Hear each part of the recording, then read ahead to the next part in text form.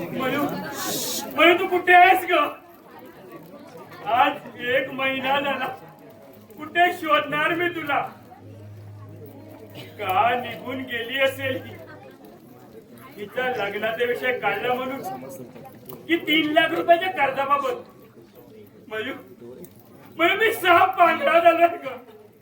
पाय असून पांगळा, हात आहेत, पाय आहेत, पण डोळे नाहीत ग. आई बाबा मला क्षमा करा. मी नाही सांभाळू शकलो तुमच्या चिमुकल्यांना. चिमणीची पिल्लं लहान असतात तोवर आईच्या पंखाखाली असतात, पण त्यांच्या आईनं उब देऊन त्यांना एकदा का लहानाची मोठी केली की दूर कुठेतरी निघून जातात. मी बँकेचा मॅनेजर. मॅनेजर? हा साहेब, तर मी साप पांगळा झालोय. तुमचे कर्ज मी नाही फेडू शकत. ज्या घरासाठी मी कर्ज घेतलं होतं ते घर तुम्ही आता जप्त करा. आता काय, मी एकटाच आहे. राहीन कुठेतरी झाडाखाली. नाहीतरी आंधळाला काय करायचंय घराने दार. घर जप्त करण्याचा प्रश्नच उद्भवत नाही, कारण या घरासाठी काढलेले 3 लाख कर्ज हे आम्हाला मिळाले. त्याबद्दल हा पेपर कर्ज पूर्ण फेड झाल्याचा. काय? 3 लाख रुपये कर्ज फेड कोणी केलं? हे कर्ज जर प्रणवनं फेडलं असेल ना तर परत तुम्ही त्याचा पापी पैसा या घराला वापरू नका. कुठेही भीक मागून मी कर्ज पूर्ण फेड करेन, नाहीतरी आधार झालोय मी आता. दादासाहेब, हे पैसे प्रणवने नाही भरले. मग कोण होता तुझ्या माणूस? रवींद्र माने. त्यांनी हे कर्ज एका रकमेनं फेड केलं. रवींद्र माने कोण हा? मी त्याला ओळखत सुद्धा नाही. आणि त्याने माझं कर्ज का फेड करावं? हा बँकेचा कागद द्या, निघतो मी. रवींद्र माने कोण हा देव माणूस? दादा, कोण? प्रणव? दादा, तिला तू चांगली चांगली म्हणत होतास ना, तिनंच आपला विश्वासघात केलाय. तुझ्या तोंडाला काळं पासलं ना, पळून गेली असेल कोणाचा तरी हात धरून. आज विश्वास होता ना तुझा तिच्यावर. प्रणव, अरे आपल्याच बहिणीबद्दल असं तुला बोलायला लाज वाटत नाही? नाही अरे नाही काय, अरे साऱ्या गावात आपली बोंबाबोंब झाली आहे. साऱ्या गावात आपली चितू झाली आहे. ती घरच्या गरिबीला कंटाळून कोणाचा तरी हात धरून पळून गेली असेल. प्रणव, मी दुकानाचा अड्डा लावतो म्हणून मी दुकानी हे साऱ्यांना सांगत सुटला, पण आता आपली बहीण पळून गेली तिच्याबद्दल एक शब्दही बोलत नाही. का झालो मी दुकारी? का पळून गेली आपली मयुरी? याला सर्वस्वी जबाबदार तू आहे दादा, तू. या आपल्या घराला लावून घेतलेला शाप आहे, शाप. मीच जबाबदार, मीच लावून घेतलेला शाप. खरं आहे तुझं. अरे आई वडिलांच्या पाठीमागे सांभाळणं कशाची उणीव भासू दिली नाही तुम्हाला. आणि हे सारं करत असताना हे डोळे फोडून घेतले मी माझे. तो मीच जबाबदार आहे. पण मी निक्षून सांगतोय प्रणव ती तशी पळून गेलेली नाही. कदाचित तिने आत्महत्या तर केली नसेल ना. कुठे गेली असेल माझी मयू? आता मयू करून काय उपयोग? दादा बोल, किती हजार रुपये आहे तुला? प्रणव, हो तिच्या नशिबी मोती असेल, पण ते मोती नाही, माती आहेत, माती. माझी सारेजण गरीब भिकारडा म्हणून निंदा नसती करतात, पण मी मरेपर्यंत इमानानेच जगणार. इमानानेच जगणार आणि इमानानेच मरणार. पळून गेलेला बहिणीचा भाऊ म्हणून. प्रणव, मी शब्देवर सांगतो, ती पळून गेलेली नाही. ती एक देवता आहे, देवता. अरे अरे मला तिचा भाऊ म्हणतोस, पण पण अधिक जवळ रक्ताचं नातं तुझं आहे, तुझं. मी काय सावत्र भाऊ. मी लहान असताना माझी आई गेली, नंतर वडिलांनी दुसरं लग्न केलं, त्यानंतर मयुरी आणि तू जन्मालास. पण त्या आईनं माझ्यावरून कधी दुरावा केला नाही. माझ्या आईची आठवण तिने कधी मला काढू दिली नाही. अरे तू 2-3 वर्षाचा असताना बाबा गेले, त्या धक्क्याने ती बिथरली आणि त्या धक्क्याने मला सोडून गेली. त्यानंतर मी तुम्हाला तळ हाताच्या फोडाप्रमाणे जपलं, म्हणून मला विश्वास आहे माझी मयू तशी कुणाबरोबर पळून जाणार नाही. अरे एकाच आईच्या उदरातून तुम्ही दोघांनी जन्म घेतला, पण ती देवता म्हणून जगली आणि तू राक्षस निघाला, तू राक्षस. चल चालतं इथून. मला पैशाचा मी दाखवतोस का? ठीक आहे, निघतो मी. जुगारी, हरामखोर, अनेकांचे संसार उद्ध्वस्त करणार. चल चालतं इथून. गेलास आता जा आणि जुगाराच्या अड्ड्यावर जाऊन बस. दिवसाला 1000 रुपये कमवतोस काय? पण ते पैसे नाही, विष आहे, विष. कदाचित तुझ्या पोलीस येतील, अड्ड्यावर धाड मारतील आणि मग छे कल्पनाच करवत नाही. हे कुला स्वामीनी या घराला कसला शाप दिलायस का? हो शापच. पण तो शापित माणसासाठी देवच कोण धावतात? रवींद्र मला का धावत आला? कशासाठी? ना ओळख ना देख, ना जातीचा ना पातीचा. नमस्ते दादा साहेब. जय गुरुदेव. श्री हरी, श्री हरी. कोण आपण? सोमाजी बुवा? सोमाजी बुवा नाही, महाराज. पाहिलाच का माझा प्रताप? अरे दादा साहेब, प्रत्यक्षात देव माझ्याशी बोलतो, मला आदेश देतो. त्याचा तुम्ही लोकांनी घोर अपमान केला, त्याच चित्त. सोमाजी, मी अंधश्रद्धाळू नाही. अरे हो, म्हणून अंधळा झालास का? हो, पण कुणाच्या शापाने नाही, माझ्या नशिबीच हे आंधळेपणा होतं. जय गुरुदेव. अहो नशिबाला कशाला दोष द्यायचा? शेवटी आम्हाला देवानं पाठवलंय का? कशासाठी? तर लोकांचं भलं करण्यासाठी. कदाचित तुमचं खरंही असेल. कदाचित नाही, 100% खरं. काही मुलीची लग्न होत नव्हती, ती मी जुळून दिली. मी ती बल्लाळेश्वरांची यमू 40 वर्षांची होती, तिचंही लग्न होत नव्हतं, ते मी जुळून दिलं. मी हेच कशाला? ती सातारकरांची गीता ही किती वर्षांची माहित आहे का तुम्हाला? 35 वर्षांची, तिचंही लग्न होत नव्हतं, ते मी जुळून दिलं. मी. आता बोला. आता काय बोलणार? अहो बोलूच नका, तुम्ही आदर्श शिक्षक ना. पण या वाढत्या वयाच्या मुलींची लग्न लावण्यासाठी काय प्रयत्न केलात? नाही ना. मग तुमच्या आदर्श होण्याचा उपयोग काय? कोणी येतो का तुमच्या बहिणीसाठी उच्चस्तरीयवर? नाही ना. उलट माझी बदनामी.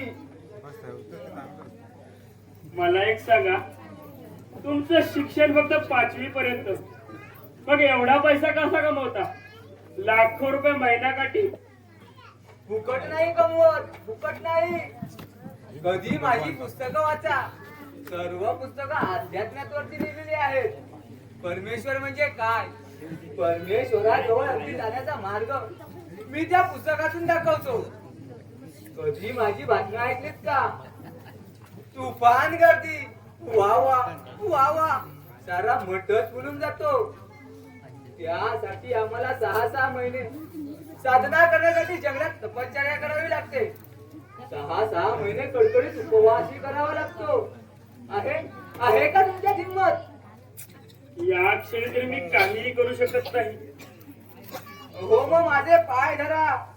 या 2 दिवसात मयुरीला परत आणतो.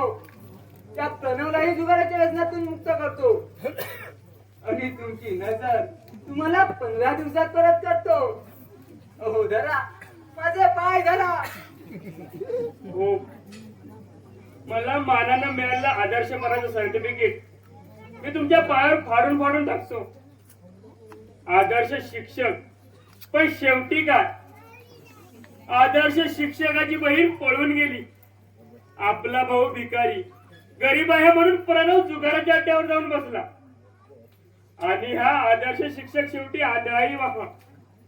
काय माझ्या घराची अधोगती चालली आहे.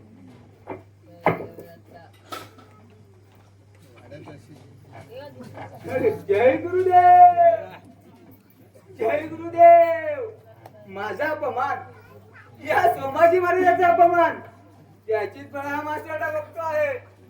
जय गुरुदेव. श्री हरी, श्री हरी. महाराज, हे पहा, मला आदर्शपणाचं मिळालेलं सर्टिफिकेट.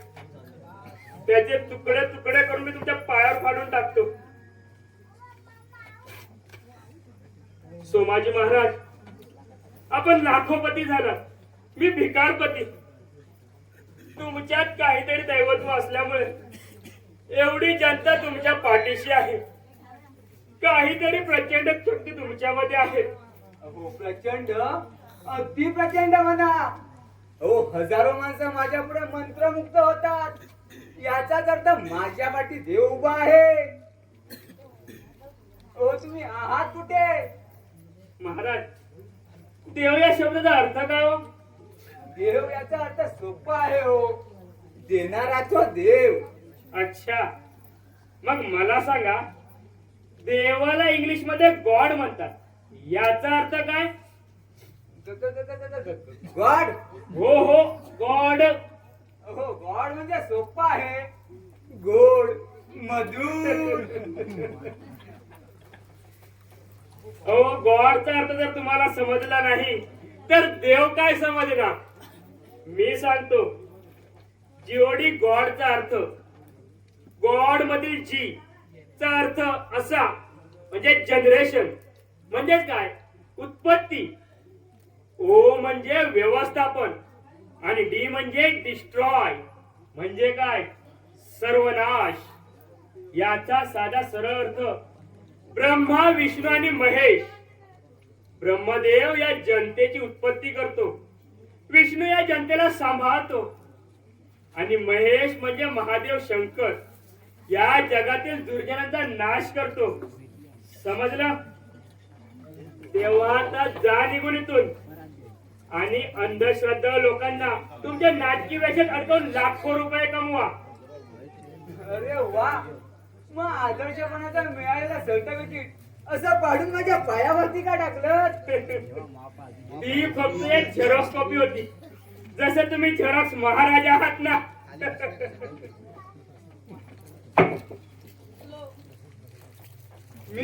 मी झेरॉक्स महाराज काय? जय गुरुदेव. मी झेरॉक्स महाराज काय? जय गुरुदेव. सोमाजी बुवा, बुवा तिथं बाया, त्यातलाचा बुवा, बाई दिसली की जय गुरुदेव, श्रीहरी श्रीहरी, आणि बायका कटून बसतो पलंगावर. तू माझा उघड उघड अपमान करत आहेस. तुझ्यावर अशी जादू करीन की तुझा जगणं मुश्किल होईल. एक मिनिट, तुम्ही जादू करणार की मंत्र टाकणार? अरे सोंगाड्या, फानूस बनके जिसकी हिफाजत वो हवा करे, वो समा क्या बुझे जिसको रोशन खुदा करे. अरे तुझा तो मठ नसून अनेक स्त्रिया आपल्याला वाचण्याच्या आहारी नेणारा कट आहे, कट. आता तू इथून सटकतो की मी तुला गेम करू. येतो मी.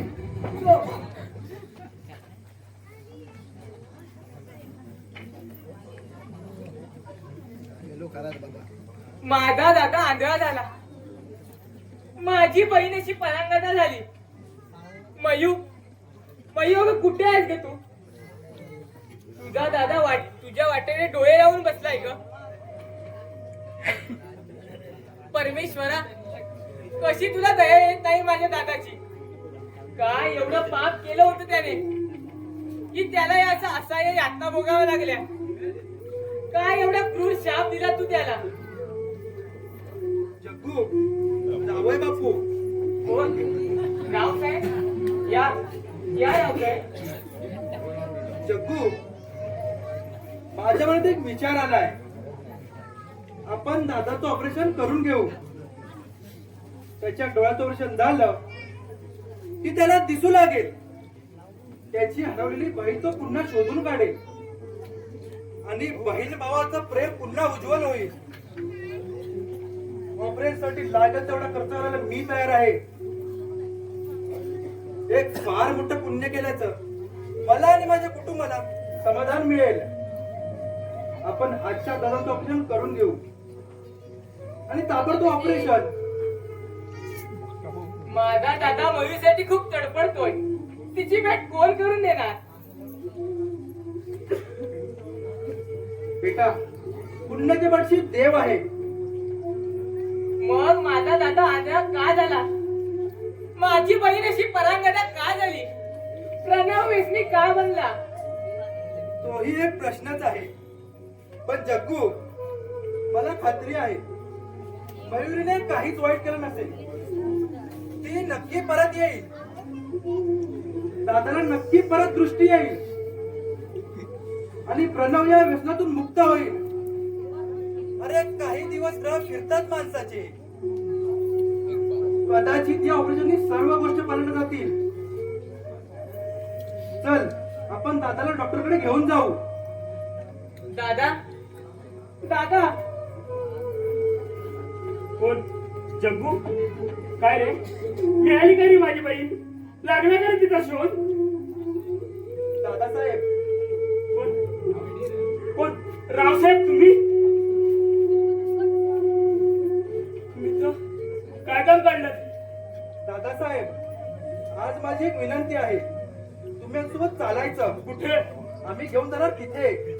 जग्गू, जग्गू तुम्ही महिला शोधायला निघाला? चला चला, मी पण येतो.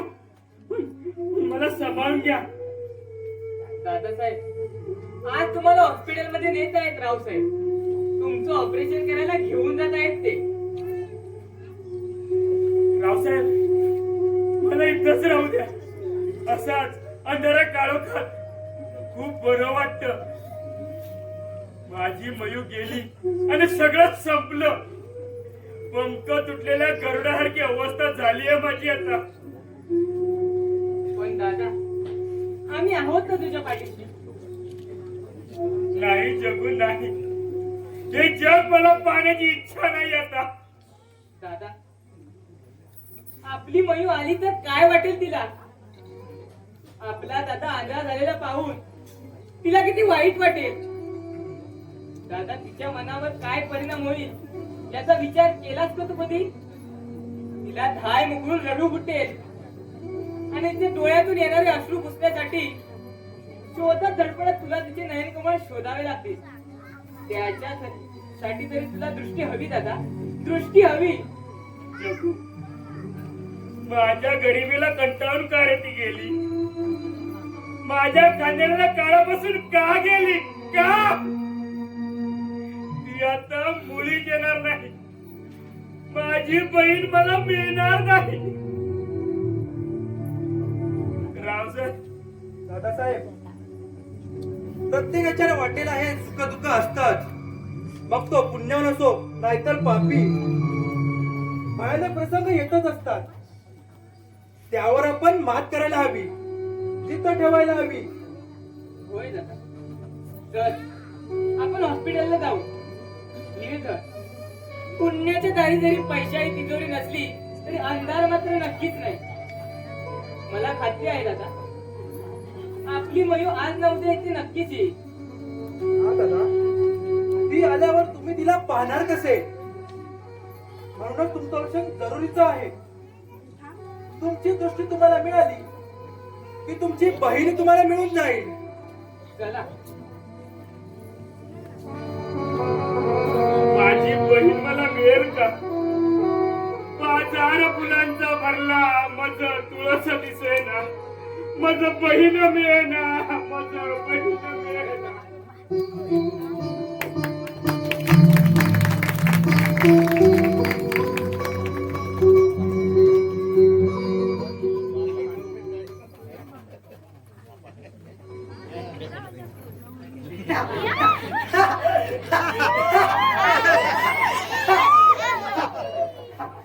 माझी बायको कुठे आहे?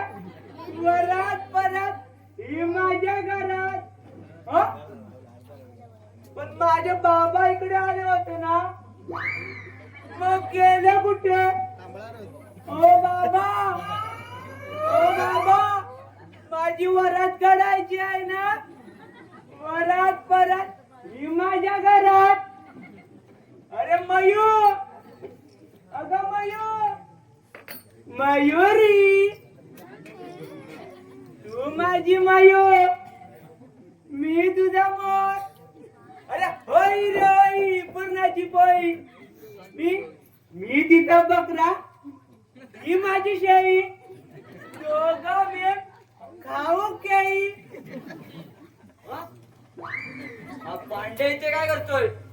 काय रे, कशाला तिथे? कशाला म्हणजे? माझी बायको इथे राहते, तिला न्यायला आलोय. वरात ती माझ्या घरात. कोण तुझी बायको? तुम्हाला माहिती नाही? अरे मयुरी, ती येणार माझ्या घरी. पांड्या, ती तुझ्या घरी कशी येईल? मी तिची वरात काढणार आहे. वरात म्हणजे काय एवढंही माहित नाही? नाही, फक्त लग्न लावतात ते मला माहिती आहे. पुष्कळ माणसं असतात, जेवण असतं, आईस्क्रीम असते. मी आमच्या शेजारच्या बाळाच्या लग्नात 5 आईस्क्रीम खाल्ल्या. अहो, खूप मजा आली. बायने तिच्या गायत हार घातला आणि त्याच्या बायकोने त्याच्या गायत हार घातला. अहो, खूप मजा आली. आहात कुठे तुम्ही? पांड्या, तू किती भोळा आहेस रे. अशा भोळ्यानी लग्नाच्या भानगडीत पडू नये. मग कोणी पडायचो? आम्ही प्रेमाच्या भानगडीत पडावं आणि लग्न करून मोकळं व्हावं. आणि आम्ही नुसतं पाहत राहायचो? ते काही नाही. मी माझ्या मयुरीला घेऊन जाणार. कसा घेऊन जाणार? ती कोणावर तरी पळून गेली आहे. आता तुला आणि मला कशी मिळणार? तुझी पण बायको आहे ती. कोणी पाहून नेले तिला? मी त्याचा खूनच करून टाकीन. अरे तुझ्या आधी मी खून करेन त्याचा. मला तिच्याबरोबर लग्न करायचं आहे. नाही, तू नको करू तिच्या बरोबर लग्न. मी लग्न करणार तिच्या बरोबर. तू जर तिच्या बरोबर लग्न केलं तर मी तुझा खून करीन. हा तुला ठार मारीन. अरे पण नाही, मी तुला ठार करणार.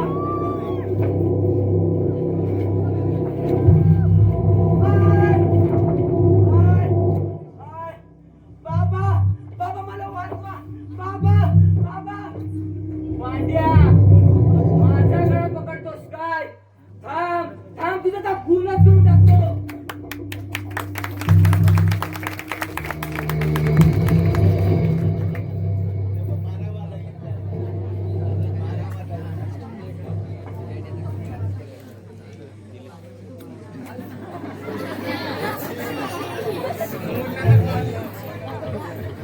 दादा, तुला आता डॉक्टरांनी आराम करायला सांगितलंय.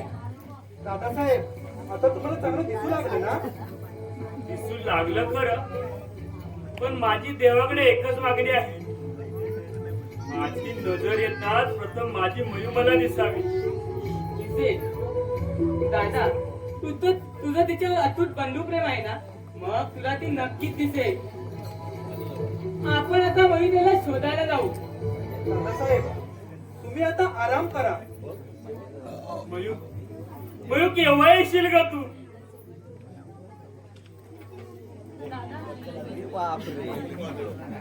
मयू मयू मयू माझ्या लाडके, कुठे गेली होतीस का तू? एवढ्या लवकर दादाला पारखी झालीस. मला माझ्या भावाने गरिबीला कंटाळून का गेली? असं कोणता अपराध केलाय मी की त्याची प्रायश्चित्त तुम्ही मला अजून देत आहात? असं कोणत्या जन्माचं पाप केलंय की त्याचे धक्के मला अजूनही लागत आहेत? मयू, किती शोध केला का तुझा? का अशी दसऱ्यात पळून गेलीस तू? आम्ही कोणीच नव्हतो का तुझे? दादा, मी पळून गेले, पण खऱ्या अर्थाने मी पळून गेलेच नव्हते. आज हे सत्य तुम्हाला सांगावंच लागणार. दादा, वाईट वाटून घेऊ नको. जग्गू, माझ्या दादासारखी मी सुद्धा पुण्यवान होतो, म्हणून मी एका कॅन्सर झालेल्या माणसाशी लग्न केलं. काय?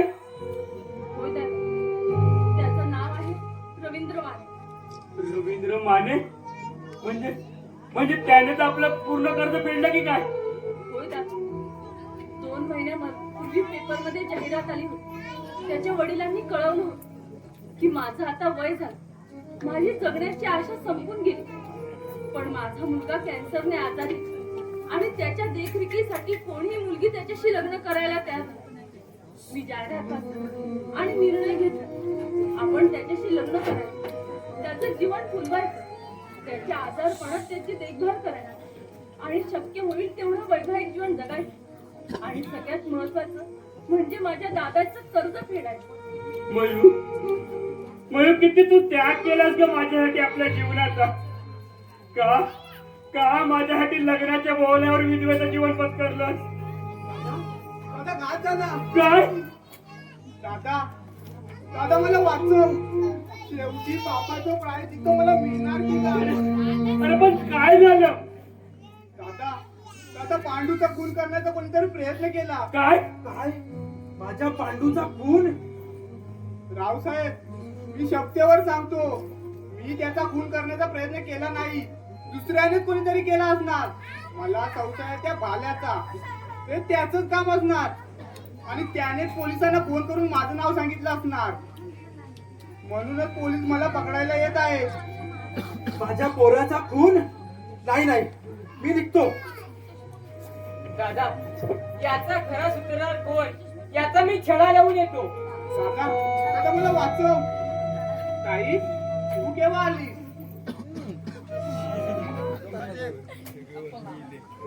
ताई ताई, तू लग्न? पळतो मी पळतो. मयुरी, पाहिलंस, ज्याचं प्रायश्चित्त त्याला मिळालं. करावं तसं भरावं. रावसाहेबांची खरी ही मेहरबानी. मयुरी, खरंच तुझ्याकडे सारखं पाहत राहावं असं वाटतं ग. या 7 शृंगारात आलेली पाहून मला किती आनंद होतोय ग. पण दुर्दैव एवढंच की मी माझ्या हातात तुझं कन्यादान करू शकलो नाही.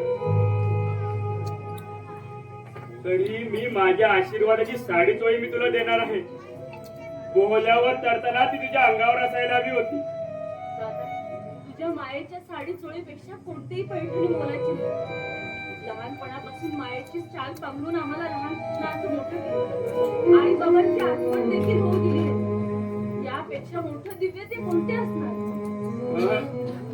केवळ भाऊ म्हणून नव्हे तर केवळ आई वडिलांचं कर्तव्य मला पार पाडायचं आहे.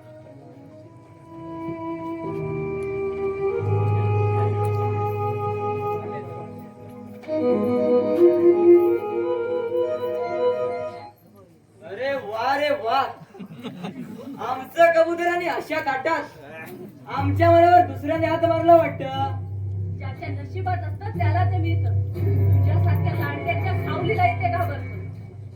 तुला ठाऊक आहे ना हा भाड्या कसा आहे तो. पळून गेलीस आणि लग्न केलंस, पण मी ते मंगळसूत्र तुझ्या गळ्यात राहू देणार नाही. माझ्या लादीला टोकरीला ती प्रत्येक वारी चक्का चिकून फोडून टाकेन. ही छलकटा माझ्या पातिव्रत्याचा एवढा अपमान करशील तर वाघीण होऊन तुझा नड फोडेन मी. या मंगळसूत्राच्या प्रत्येक मण्यावर माझ्या पतीचं नाव होतं, पण तुझ्यासारख्या लांडग्याला ते काय करत. चल निघ इथून. आल्या रिकाम्याने परत कधीच जात नाही. तो हात धरूनच जातो. आता मी तुला काही सोडत नाही. एक तर या भाल्याच्या उडावर विसावा घे, न पेक्षा तुझं ऊर फोडून मला दे. वीरांगणा विराजमान होत्या त्या शूरवीरांच्या उरावर, तुझ्यासारख्या नामर्दाच्या नाही.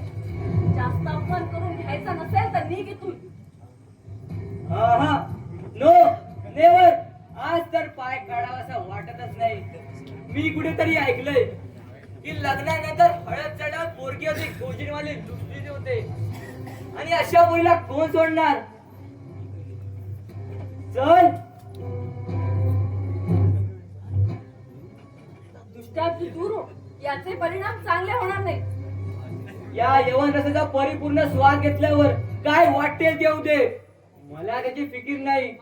निमूटपणे यवन मला दे या क्षणी, आणि मग जाणार तुझ्या आरामशीर. तुझं लग्न झाल्यावर माझ्या पत्नीने तुझ्या पत्नीला असं सांगितलं असतं तर चाललं असतं तुला. मर्दाच्या बायकोकडे वागणार नसताना आणि पाण्याचा मी मुडदा पाडतो. आता उशीर नको. चल. चल बोलतोय ना. सोड मला. चल. सोड मला. चल बोलतोय ना. भाल्या, सोड चल. मला. उडाचा बदला माझ्या मारला होतास काय. भाल्या, मला मारलंस काय. दाखवतो तुला. तू बाहेरच भेट. बरा सापडलास. माझ्या पांडूचा खून करणार होता काय. पण म्हणतात ना देव तर त्याला कोण मारी. चल आता तुला जेल मध्ये पाठवतो चक्की पिसायला. चल. चल.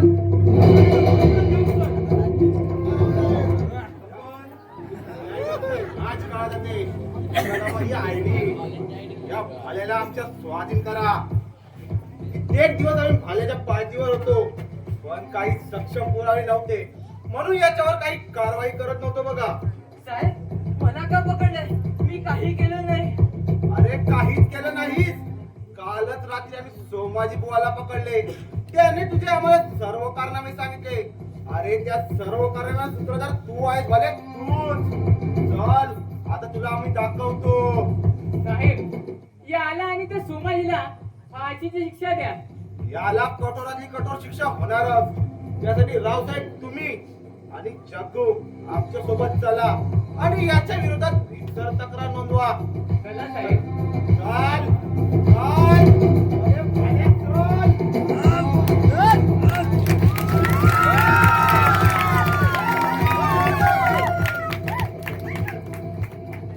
बरं झालं पांडू वेळेवर आला. जसं द्रौपदीच्या रक्षणासाठी श्रीकृष्ण धावून आला, तसाच माझा पाठीराखा पांडू धावून आला. दादा दादा तू कधी लग्न करणार. दादा कदाचित पुढच्या 8 दिवसात आम्ही अमेरिकेला निघू. यांचा निकाल. मयूर, मयूर, ही साडी तुळशी माझ्या आशीर्वादाची.